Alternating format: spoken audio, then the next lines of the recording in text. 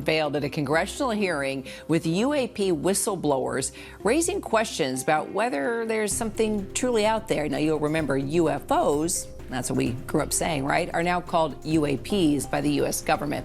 All right, let's get back to GOP Congressman Eric Burlison, because he played the video that appears to show a U.S. military Hellfire missile bouncing off a bright, shiny object off the coast of Yemen last October. Burlison says he's not speculating on what the object is, but he says he wants transparency. Senior Pentagon reporter Louis Martinez joining me now. Okay, what are we hearing from the Pentagon? What is this? Do tell. Well, Kara, this is obviously something that is of great importance here at the Pentagon because the Pentagon is concerned about the safety of its military personnel.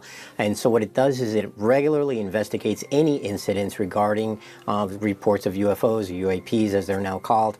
And so obviously this was something that was taken seriously. When I asked officials yesterday for any comment about the release of this video, the scenario, it took place off the coast of Yemen in last October, all I got as an answer was, we have nothing for you. That is kind of a typical answer that you get when they don't want to discuss something, but at the same time, it also implies that they're probably looking into how this video was released.